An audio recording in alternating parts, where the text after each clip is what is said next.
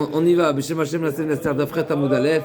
Donc la Mishnah nous a dit, Abba Shaoul apprend du pasouk, ce fameux pasouk qui parle de l'histoire du Roter Beshogeg. La Torah nous a raconté une histoire, comment c'est produit. Qu'est-ce qu'on a besoin des histoires? Qu'est-ce que ça change si le meurtre a été causé alors qu'il était en train de couper du bois, ou s'il est tombé d'échelle, ou s'il a fait un accident de voiture? Un shogeg, c'est un shogeg. Non, dans cette histoire-là, dans le détail de la Torah, chacun des détails, chacune des précisions, c'est un enseignement halachique.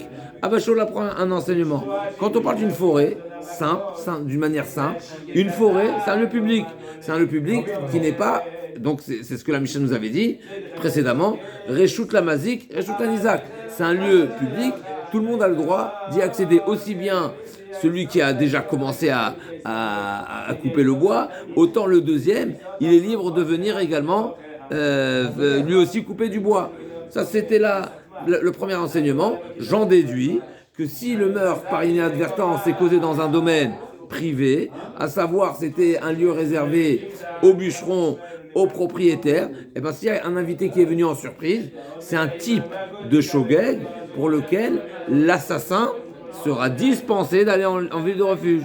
Pourquoi? Parce que c'est son domaine privé. La Torah n'a imposé, n'a pénalisé et donc il aura une forme de, comme on l'a dit, il sera plutôt karov léonès. D'accord? Donc il sera dispensé d'aller en ville de refuge parce que même si c'est un shogeg, mais c'est un shogeg très froid. D'accord, qui n'est pas tellement responsable. Quand si je suis chez moi, il y a quelqu'un qui est rentré sans ma connaissance, ou bien je lui ai dit de sortir, il n'est pas sorti, je pensais qu'il était sorti, etc. Non, pas forcément. Alors, même si, admettons que je n'ai pas interdit l'accès, ça on va voir dans la suite, mais je n'étais pas informé qu'il est rentré. Dans un lieu public, tu dois être éveillé et te dire peut-être il y a quelqu'un qui va rentrer. Mais ici c'est chez moi, ben sonne, avertis-moi. Et qu'est-ce que ça fait les conséquences de ça alors c'est quoi? Je suis pas tour d'aller en ville de refuge. C'est un honnête. C'est un cas de force majeure. Ah oui, c'est honnête parce qu'il est rentré. Sans ma connaissance. Okay. C'est chez moi, t'es rentré chez moi. C'est ça le honnête, d'accord. Même si, sans parler d'une intrusion ou d'une entrée forcée ou n'est-ce pas, piratée, même si c'est un voisin à qui je suis pas, peut-être, j'ai pas d'occupé d'âge, je lui autorise de rentrer. Mais c'est pas pour autant que ça ressemble à une personne qui vient en forêt où c'est un accès libre. Là, je suis chez moi. D'accord. On va voir des précisions à ce sujet-là, mais dans la suite. Je suis chez moi. On a déjà appris une première halakha. Ma ya'ar reshut la mazik vela nizak. Afkol reshut la mazik vela nizak. Seulement un lieu, s'il y a eu un meurtre, il y a eu un meurtre dans un lieu public, mais pas privé. Abba Shaoul apprend un autre enseignement de cette précision de la Torah qui nous dit ya'ar.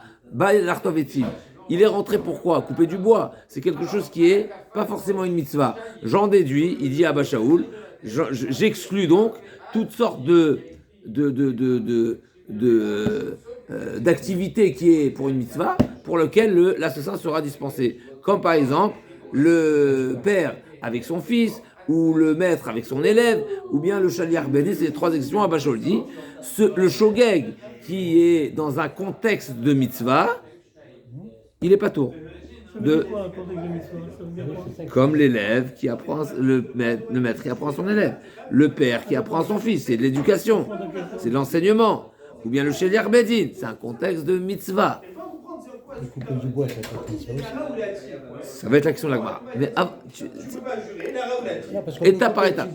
La question de la Gemara. La Gemara demande pourquoi toi, Abba Shaoul, tu lis le pasuk de cette manière-là? Pourquoi celui qui vient en forêt et couper du bois? Pourquoi dire que la lecture simple, c'est de dire que je viens couper du bois, pas pour une mitzvah? Mais chez nous, on sait qu'on a des mitzvahs de couper du bois. Par exemple. Pour préparer Shabbat.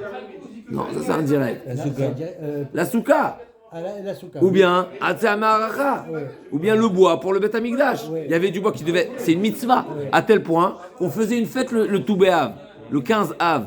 On faisait une grande fête. C'est pourquoi on faisait une grande fête? Parce que c'était la fin de la période de la coupe du bois pour le Beth Amikdash. Parce que après c'est la fin de l'été, donc ils étaient véreux, etc. D'accord? Donc c'était une mitzvah qui est très, très particulière. Donc quand on est en forêt, on coupe du bois en forêt, c'est pas forcément pour ça peut être une mitzvah, ça peut être un contexte de mitzvah. Donc pourquoi toi, Bachaoul, sur quoi tu t'appuies et comment tu vois dans les textes qu'il y a et sous-entendu que c'est pas un contexte de mitzvah qui te permet à déduire dans le cas où ce sera une mitzvah, il sera pas tout. Peut-être pas, c'est une mitzvah, c'est l'action de la Gemara. En quoi Donc Mima est dans les mots. Amarle Omer Rabanan et Rava. Donc il y a un rabbin qui n'est pas mentionné. Amarle Omer Rabanan, un rav, un talmid. Les Rava, il a demandé à Rava, Mima il dit Mechatavatetzim de Reshut, Dilma Mechatavatetzim de Souka, Mechatavatetzim de Maracha, Vafilo Maracha Mana Ligle. Peut-être que la Torah parle d'une personne qui coupe du bois pour la mitzvah, comme par exemple le bois qui est nécessaire pour le scar, ou pour le Bet Amikdash, pour la Maracha, pour le foyer du Misbéach, et malgré tout, il est chayav d'aller en exil. Amarle, Kevan de Imatzachatu, Enochotev, la mitzvah, Ashtanami, la mitzvah. La Torah t'a pas dit de couper du bois. Est-ce que couper du bois pour la souka, c'est une mitzvah? Est-ce que couper du bois, c'est une mitzvah? La Torah te dit de couper du bois? Non. La Torah te dit de faire une souka à partir de bois coupé. Si tu avais du bois coupé, tu dois couper du bois? Non. Donc couper le bois, c'est pas une mitzvah. C'est seulement ce qu'on appelle Hersher mitzvah. C'est un moyen d'accomplir. C'est pas une mitzvah. Itivé Ravina le Rava, Yatsa va maket beno, va Rava rodet talmido, v'shner bedin. L'agma a dit, si c'est comme ça, je comprends pas. Mais Abba Shaoul, qui a dispensé le père qui éduque son fils, ou le maître qui éduque son élève, ou le Shaliar Bedin, mais là aussi, la mitzvah, elle est relative. La Torah t'a jamais dit de frapper ton fils. Il faut le frapper s'il mérite. Il faut le corriger s'il mérite. Mais s'il est bon élève, ben tout va bien. Et pareil, s'il n'était pas Chayav Malkout, n'est-ce pas? Eh ben, il n'y aurait pas eu de mitzvah, donc c'est pas une obligation. Et malgré tout, Abba Shaoul l'a dispensé. Donc qu'est-ce que toi, Rava, tu réponds? Que c'est pas considéré une mitzvah parce que c'est pas indispensable? Parce qu'au cas où ça se présentait pas, tu n'aurais pas eu le devoir de le faire, donc c'est pas une mitzvah. Mais l'éducation aussi, c'est pareil. L'éducation, c'est relatif. Pas tout le monde a le même devoir de frapper autant son fils. S'il a besoin de correction, il a besoin. Mais sinon, non. L'Agma a dit non. Pour l'éducation, c'est pas pareil. Pourquoi? Atam. Donc, Evan de Lugamir. Donc, l'Agma a dit Ravina la Rava, Yatav, Amaket Benova, Ravarode, Talmido, Shler, Bedinima, Kevan de Lugamir, la mitzvah. Shanami, la mitzvah. Du fait que s'il était bien éduqué, bien discipliné, eh ben, il n'y aurait pas eu nécessaire de le corriger. Eh bien, là aussi, la correction, c'est pas une mitzvah. L'Agma dit non. Atam, Afalgav, Degamir, mitzvah. Dirtiv, Yasser, Bincha, Vianichacha, Vitel, Madin, Minafshecha. Alors, bien mettre la question de l'Agma, la réponse est difficile. La question de l'Agma est difficile, mais en tous les cas, le sens de la question est, finalement, de même que tu dis que couper le bois pour le Bet Amikdash, c'est un moyen, eh bien, pareil, les coups à son fils, c'est seulement un moyen. C'est un moyen de le mettre sur le droit chemin. L'Agma dit non, c'est pas seulement un moyen. Même s'il est discipliné, des fois, il faut il faut même renforcer un petit peu la vis. Alors, je suis pas en train de dire quoi, comment et combien, etc. C'est pas le sujet. Mais de serrer la vis de manière générale, c'est quelque chose de positif. Et tu verras qu'il te remerciera et tu vivras tranquille. Comme ça, le pasteur qui dit, Veiten lecha ma'adani minafshecha, et il te fera, tu délecteras, tu seras apaisé de sa bonne conduite par ce moussard. Plus on est meyasser. La question, encore une fois, c'est aujourd'hui comment on fait, ça c'est une autre question. Mais en tous les cas, c'est le passouk explicite. Yasser bincha.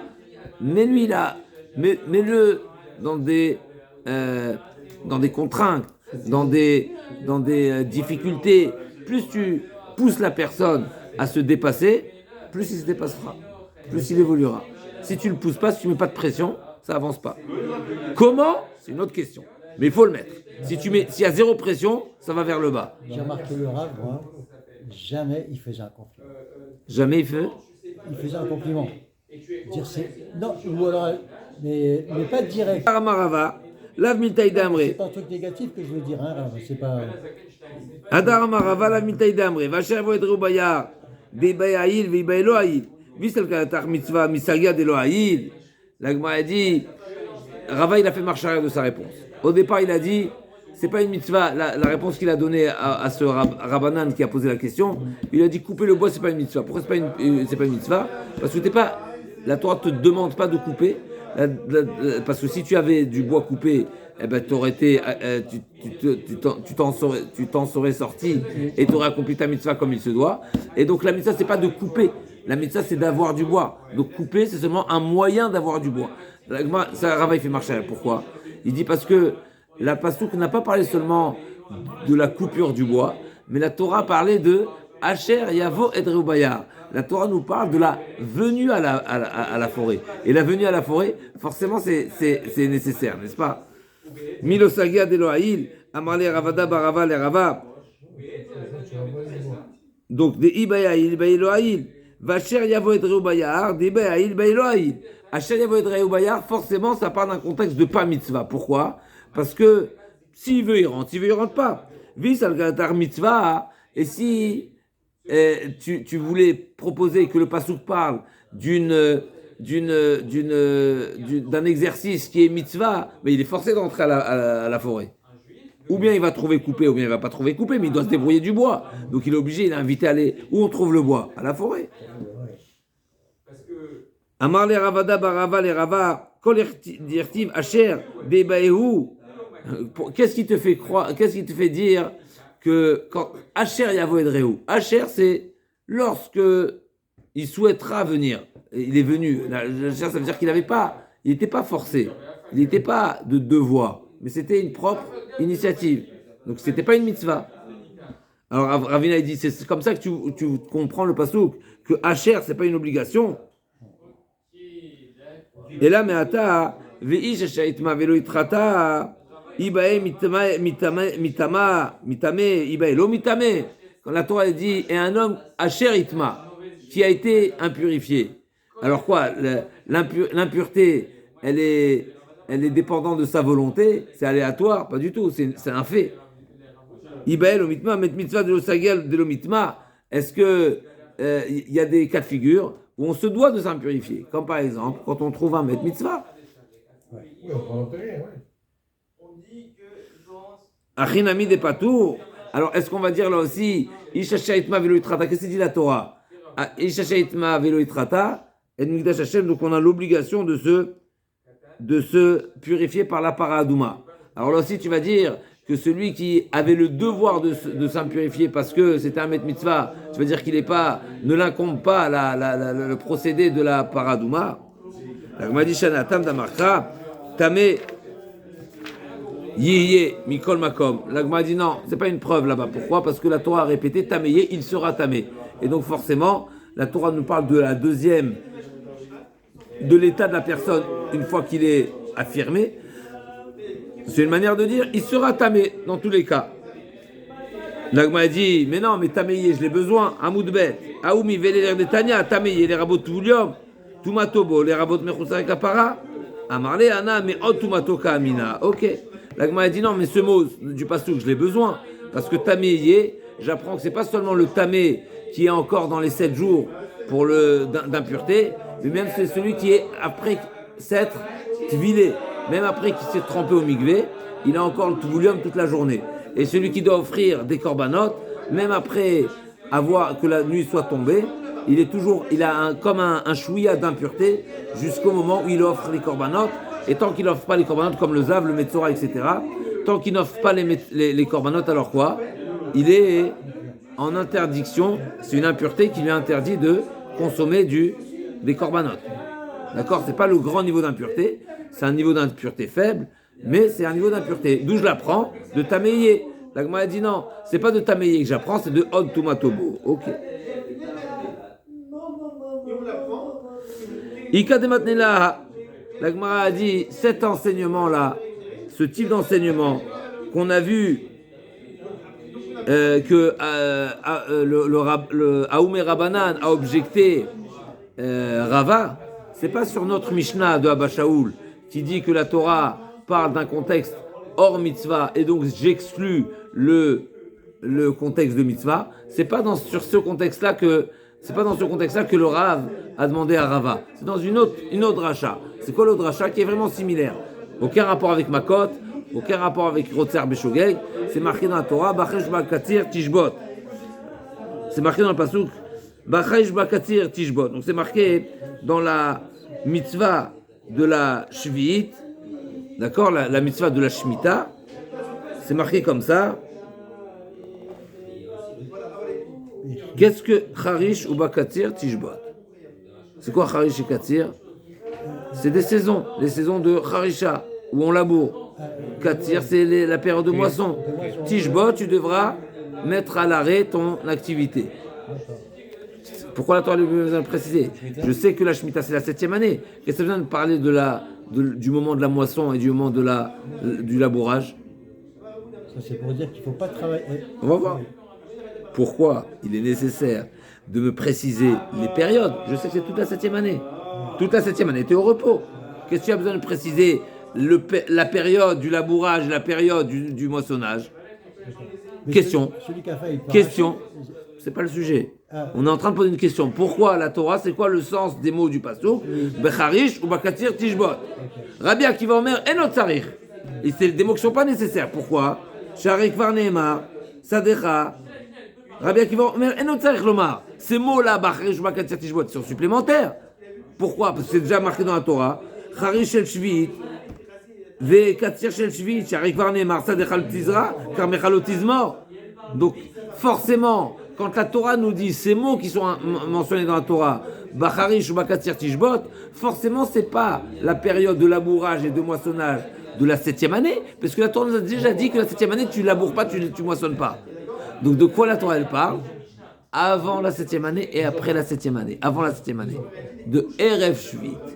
C'est-à-dire que la Torah, c'est une extension à la Shvit. C'est pas seulement la 7e année que tu ne laboureras pas, mais même avant le début de la Shvit, un certain temps, tu seras dans l'interdit. Quel temps? On y arrive tout de suite.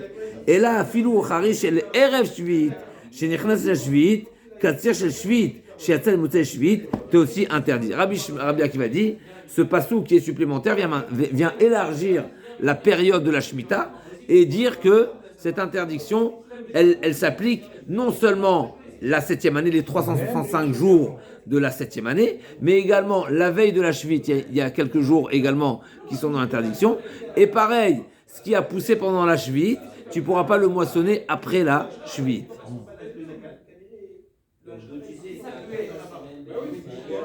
Là, on amène quoi? Là, pourquoi on amène Tu vas voir tout de suite. C'est vachement logique. Hein. Rabbi Shmuel Omer, qu'est-ce qu'il y a de logique? C'est comme un... Ah, ça c'est Rabbi Akiva. Quel lien avec chez nous? Zéro. Pour l'instant, il n'y a aucun lien avec chez nous. Pour l'instant, il n'y a aucun lien. Rabbi Shmuel, tu vas voir qu'il y a un lien. Rabbi Shmuel nous dit, tu sais c'est quoi Charish Vekatir Tishbot? Dans les mots. Rabbi Shmuel Omer. Rabbi Shmuel Omer. C'est pas ça le sens du passou. Rabbi Shmuel Omer, Ma Charish Reshut. Af. Ma Charish Reshut. Af Katir Reshut. Yatsa Ketir Omer Shou Mitzvah. Quand la Torah te dit Bacharish ou Bakatir Tishbot, tu sais ce que c'est la répétition? C'est parce qu'on parle justement, la Torah a interdit le moissonnage ou le labourage qui est Reshut, qui n'est pas mitzvah. Mais si c'est mitzvah, c'est autorisé. Donc j'aurai le droit de moissonner pour le Homer. Pour le Homer, il y a une mitzvah, donc ça t'aime Ketzira, va avec Homer, raté-nous pas. Donc il y a une mitzvah, c'est autorisé. Ça c'est Rabbi Shmuel. Jusqu'à là on est bon? Fermons la parenthèse. Maintenant, on revient à Aoumé Rabanan. Le Rav qui a posé la question derrière sur Rava, c'est sur Rabbi Shmuel qu'il a posé la question. Pas sur Rabba Shaul de notre Mishnah, mais sur Rabbi Shmuel. Qui a dit à toi, Rabbi Shmuel, que le Charish ou Bakatir Tishbot, ça veut dire qu'on ne parle pas d'un contexte de mitzvah? Peut-être qu'on parle d'un contexte de mitzvah. Qui t'a dit? Qui t'a dit de lire et de comprendre de cette manière et d'en déduire qu'on ne parle pas de mitzvah? Et donc, si je suis dans une mitzvah, ce ne sera pas pareil. Peut-être qu'on parle de mitzvah. C'est la question. Amalou Merabanan, les Ravemé de Chaïshat Rashudin, Machaïshat Omer de Mitzvah, Filoch Machamana Tishbot, Amalé qui vient des Matzah Chaouch et Nochoresh, la Mitzvah, la même version. Rava lui a répondu non, la Torah t'a pas ordonné de moissonner pour le Homer. Parce que si tu avais déjà moissonné, c'est déjà moissonné, tu dois moissonner, non. Donc t'as pas une Mitzvah active de moissonner. La Mitzvah c'est d'offrir le Korban. Si j'ai pas d'épi à offrir. S'il n'y a pas, mais s'il y a, t'as pas besoin. Je veux dire, est-ce que j'ai le droit pendant la Shemitah de faire pousser des épis pour... La qu'on a vu précédemment, la Gemara va se répéter. Donc, Etivé Ravina le Rava. Amarle Kevan de Ilou Matzah, de Imatzah Chaouch Eno Choresh, Tav Mitzvah, Etivé Ravina le Rava, Yatsa Vamaket Beno, Varavode Talmido, Shtar Bedin, Vema, Lima, Kevan, de Ilou Gamir, Lav Mitzvah, Shtanami la Mitzvah. La Gemara dit non, Ata, Mafalgav de Gamir, Nami Mitzvah Kavid. Dirtiv Yasser Bincha. Donc la même Gemara qu'on a vu les elle, Venechadar Amarava, la Mitaïd, Amre, pourquoi Ktsira Doumia de Charisha, Ma Charisha, Matzah Chaouch Eno Choresh, Av Ktsira Nami, Matzah Katsur Eno Koter, Visal Gatar Mitzvah, Matzah Katsur Eno Koter, Mitzvah Liktor la vie. C'est faux de dire ça, pourquoi? Parce que la mitzvah, l'offrande du Homer, même celui qui a des tiges, des épis déjà moissonnés, il y a une mitzvah de moissonner. Donc le Homer, c'est oui une mitzvah de moissonner. Donc au départ, Rava il a dit, c'est pas une mitzvah. Rava il a dit non, c'est une mitzvah. C'est l'idéal en tout cas, c'est pas Me'akev, mais c'est l'idéal. Afilu matzah katsur kotzer, c'est marqué, ou ktsartem et ktsira va avetem et Homer. Av golé à l'idée aben. On y va. Av golé à l'idée aben. Donc si le père a tué le fils, eh ben le père va en exil. Av golé à l'idée aben, va ben golé à l'idée av, pareil, dans les deux sens. Donc si le père a tué le fils par inadvertance, il va en ville de refuge, et dans le sens inverse également. A kol golin à l'idée Israël, V'Israël Unadem, Chutz Miger Toshav. Donc tout le monde, d'accord, on va voir de quoi il s'agit, c'est quoi tout le monde. Si tu dis tout le monde, c'est forcément qu'on a inclus des personnes, des cas de figure qui sont pas si évidents. Donc, à Kol Golin Alede Ger Toshav, Mechila. Chutz Miger Toshav. Donc, à Kol Golin Alede Israël, V'Israël Unadem, Chutz Miger Toshav, ce qui Ger Toshav. C'est quoi un ger toshav? C'est quoi la définition d'un ger toshav? C'est un goy qui est resté plus d'un mois dans la ville. Mais qui écoute les lois du pays. Qui applique, qui observe. Oui. Donc il n'est pas Oved Avodah Zara. Ger toshav, il applique les 7 mitzvot de Noachid. Mais il ne mange pas kasher. Donc c'est pas un ger. C'est pas un converti, mais c'est un bon citoyen. C'est quoi le goy bon citoyen? C'est qu'il observe les 7 mitzvot de Noachid. Veger toshav. Mais ger, c'est un converti. Non, ger toshav. C'est un ger toshav. C'est un citoyen.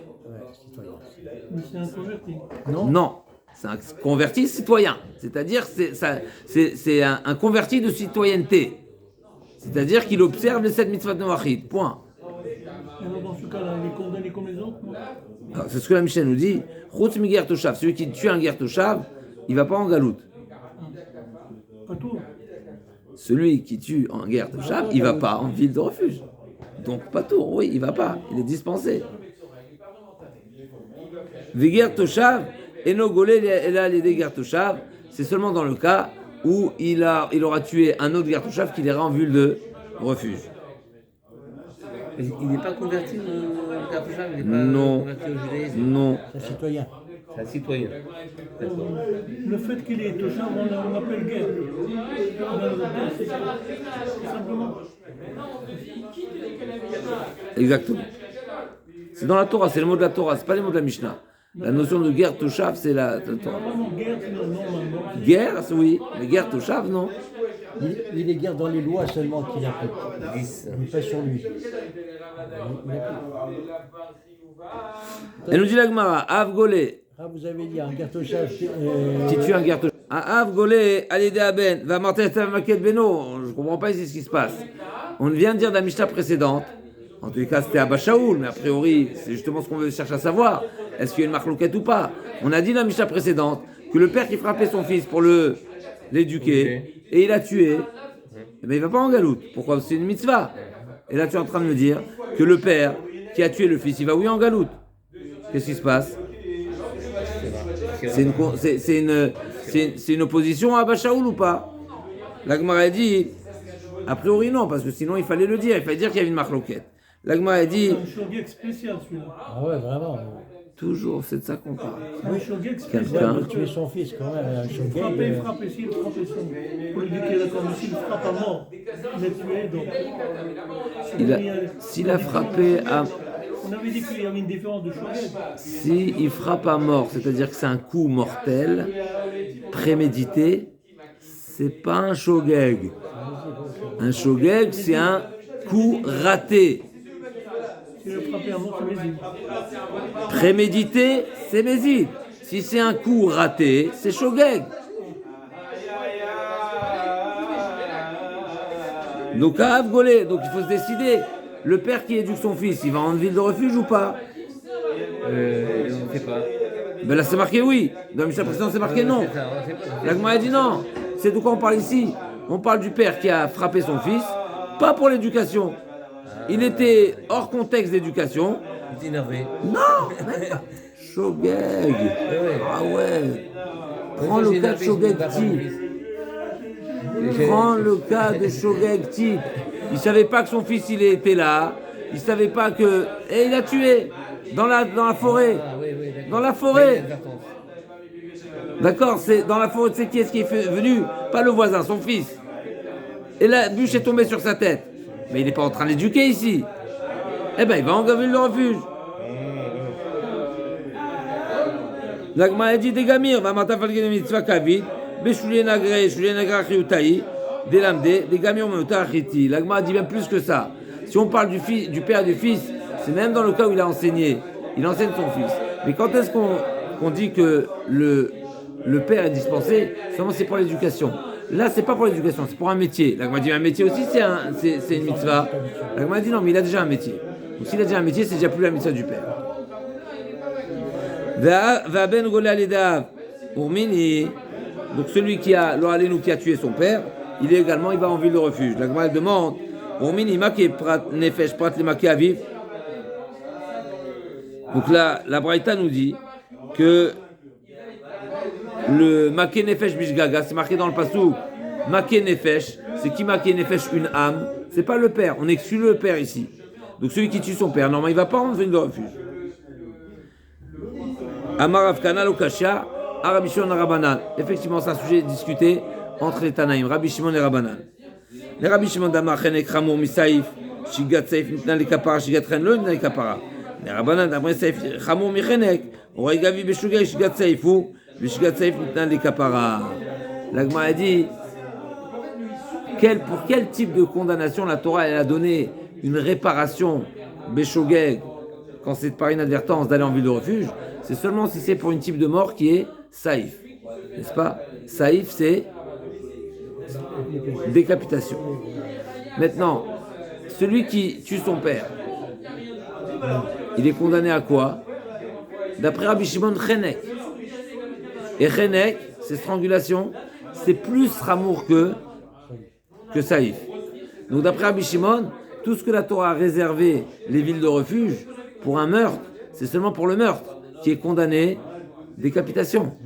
Alors que celui qui tue son père, c'est quoi? Si ça avait été Bémézid, il aurait été condamné à quoi? Strangulation. Et strangulation, c'est plus sévère d'après Rabbi Shimon que décapitation.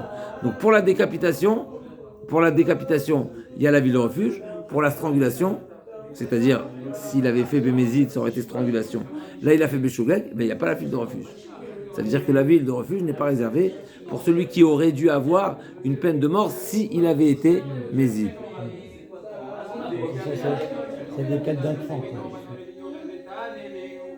La Torah a réservé une réparation pour l'inadvertance seulement pour une type de faute.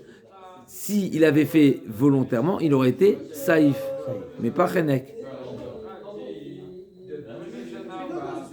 L'Agma a dit Rava Amar prat lo sechabura beavi beshogeg. Celle que la taramina kevan de mizid baktala ou beshogeg nami ligle kamashmalan. L'Agma a dit deuxième réponse. Tu sais, on n'est pas forcé à dire que c'est marloquet de Rabbi Shimon et Rabbanan. Mais cette braïta, la braïta qui a exclu celui qui a prat les aviv, maké nefesh prat les aviv, c'est pas celui qui a tué son père, parce que celui qui a tué son père, il va en ville de refuge. Mais c'est quoi maké? C'est celui qui a blessé son père. Béchogeg. S'il a blessé Bémézid, c'est quoi son sort? Celui qui blesse son père Bémézid, c'est quoi son sort? Chenek. Chenek. Strangulation. S'il a fait Béchogeg, est-ce qu'il va en ville de refuge? J'aurais pu penser que oui. Pourquoi? Parce que la ville de refuge est réservée pour celui qui aurait dû être exécuté s'il avait fait Bémézid. Or, celui qui blesse son père, ben, il est passible de mort. Donc Béchogeg, j'aurais pu penser qu'il est passible de ville de refuge.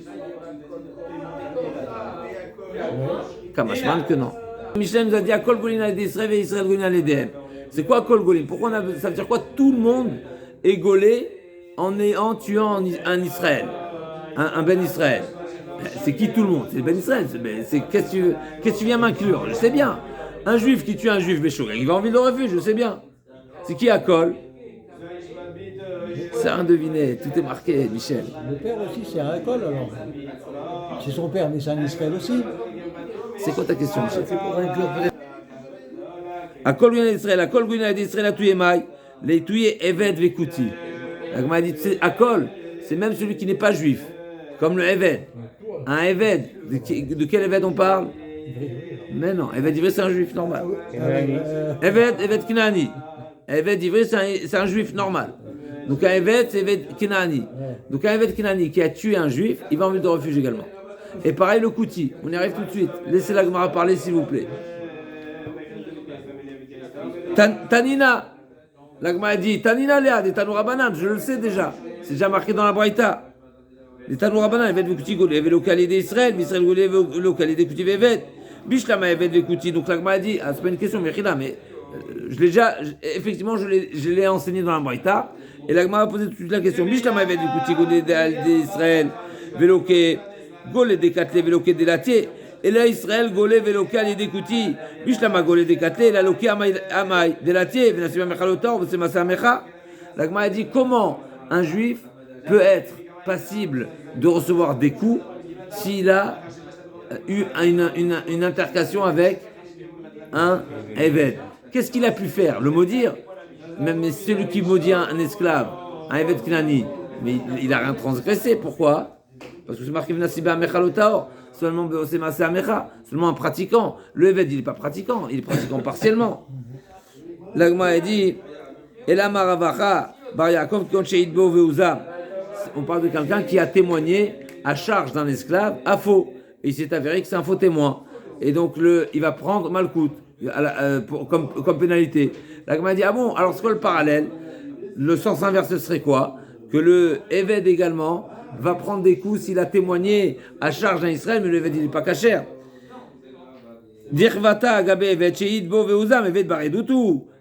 Un esclave, est-ce qu'il est valide à témoigner? On parle du cas où il a blessé, une blessure qui ne vaut pas prouta.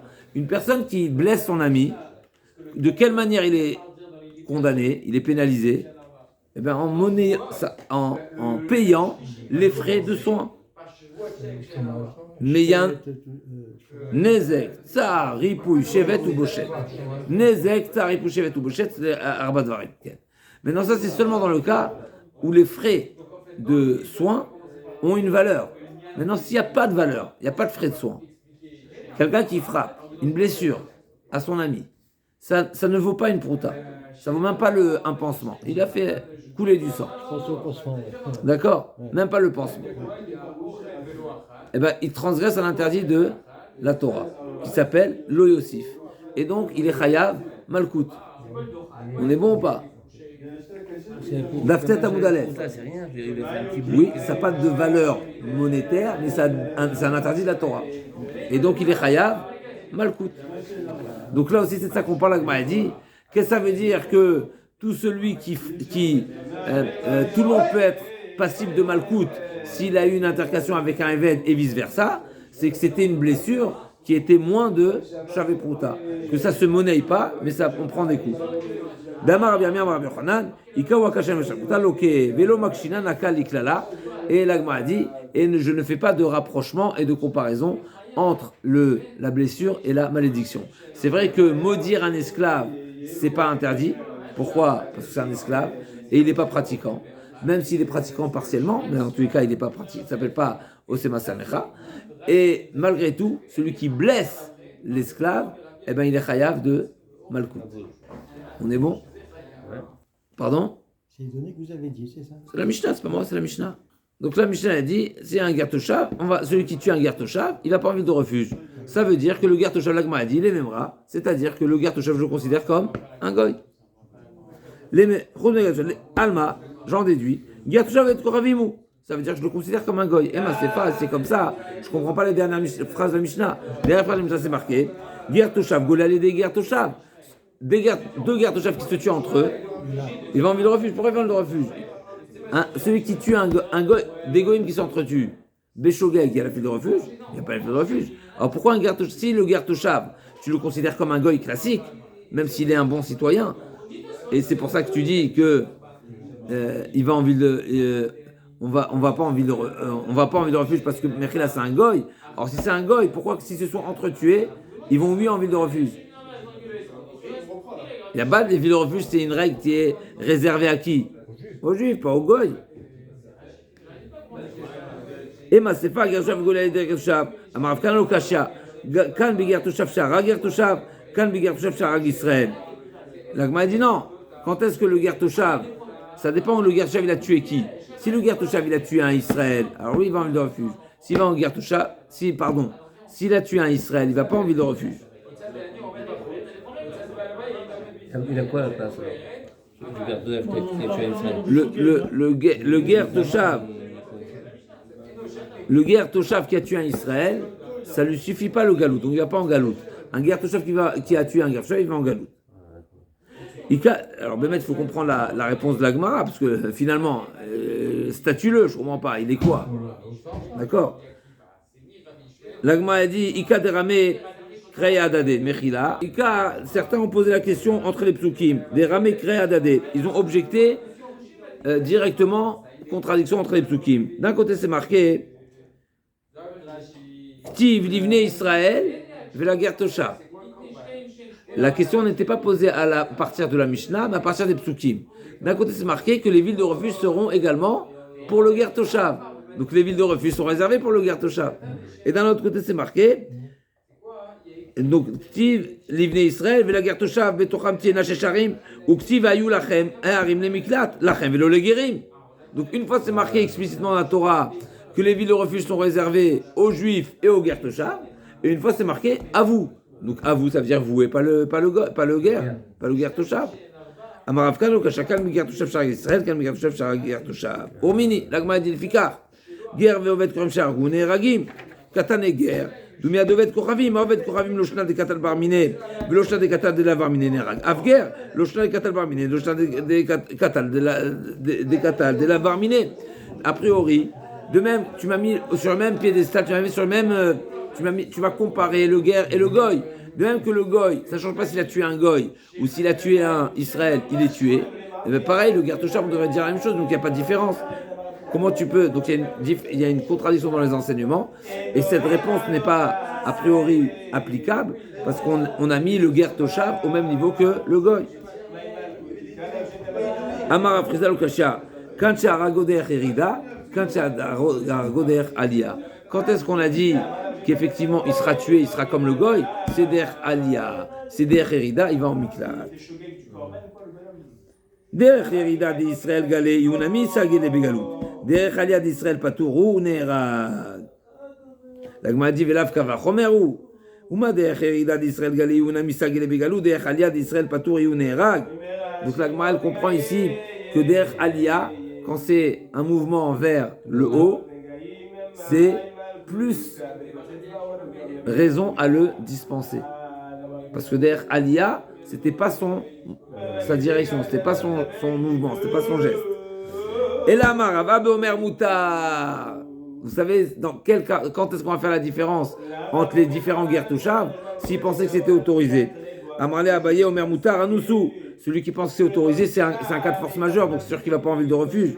Amrale Shane Omer Moutar, effectivement, Shane Omer Moutar, Karov le Mezidou. Effectivement, c'est quelqu'un qui pensait que la chose était autorisée, même si c'est, on va dire qu'il est victime de son ignorance, où il était de son erreur, mais il est quand même Karov les Mézid.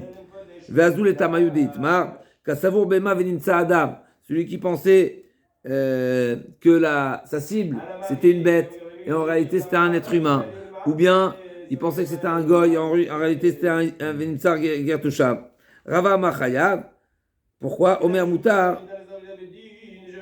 Karov le Mézidour, Afrisda Omer Patour, Omer Moutar, Anoussou. Donc celui qui s'est trompé dans sa cible, c'est un cas de Omer Moutar, et donc Marlouket, est-ce qu'il est Chayav ou Patour? Parce qu'il pensait que c'était non, c'était une erreur. Et un autre Mandé Amar, donc la première fois c'était Rava et Rabaye, là on voit la Marlouket entre Rava et Rafrizda. L'Agma a dit Itive Rava et Rafrizda, je vais t'amener une preuve que la Torah a condamné une personne qui prétendait ne pas savoir. C'est quoi l'histoire dans la Torah? C'est Avimelech. Qu'est-ce qui est marqué? La Torah, elle a dit, le bon Dieu, le Navi a dit à Avimelech, Inechamet alaïcha shar la karta, vibéoulat baal. Sache que tu es passible de mort, parce que Sarah Imenou, c'est une femme mariée. Asher la karta. Et sur ça, il a dit quoi? Maïla bidé Adam. Et donc, a priori, Inechamet, ça veut dire que tu es condamnable à mort par le Bedin, par la justice. Là, il m'a dit non, bidé Shamaïm. Il dit Kanami de Katane, je vais même t'amener un appui. Qu'est-ce qu'il a répondu? Agoy Gam Sadik Ta'arog. Il a dit comment tu peux me condamner? Je ne suis pas condamnable, je suis innocent. Betom le Nikon Kappa Estizot. Dirti Mechatoli, Ultamer, Vechatati l'Elohim Velo le Adam. Et la dinoma sur l'Adam, Achanami dinoma sur l'Adam. La Gemara a répondu, le Malach a répondu au Avimelech, c'est moi qui t'ai empêché de fauter. N'est-ce pas? C'est moi qui t'ai empêché de fauter.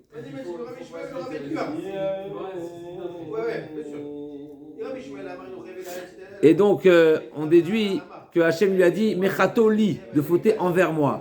Donc, la Gemara a voulu amener une preuve que c'est un type de faute qui est reprochable seulement bidé Shamaïm, pas bidé Adam. La Gemara a dit non. Mais Yosef Hatzadik aussi dit Vachatati l'Elohim. Je vais fauter envers Hachem. Dire j'ai fauté envers Hachem, ça ne veut pas dire que la faute elle est que envers Hachem. Et donc la Gemara a dit Ela dinoma sur la Adam, Achalamim dinoma sur la Adam. Et donc c'est a priori une preuve à Rava. Itivia Baile Rava, Agoy Gam Sadik Ta'arog. Avimelech il a dit tu peux tuer un innocent. Et donc ça veut dire qu'il est innocent. La Gemara dit Ata, mais Adré, il avait là-bas en réalité Akadosh Baruch Hu le Navi n'a pas accepté cet argument. Lui il a prétendu à Gam Goy Tzadik Ta'arog, mais le Navi l'a dit pas du tout. Hashem Eshetaish ki Naviu Vitpel Batra. La Gemara a dit c'est quoi? Eshet Navi ou des Théader, des laves Navi, l'eau Théader, c'est quoi le sens de la suite du Passouk? Pourquoi la Torah a dû préciser, le Navi a dû lui préciser, restitue-lui sa femme, rends-lui sa femme parce que c'est un Navi. J'en déduis que si Abraham Avinu n'était pas Navi, alors quoi? Alors il n'aurait pas dû lui rendre sa femme, c'est sa femme. La Gemara a dit non.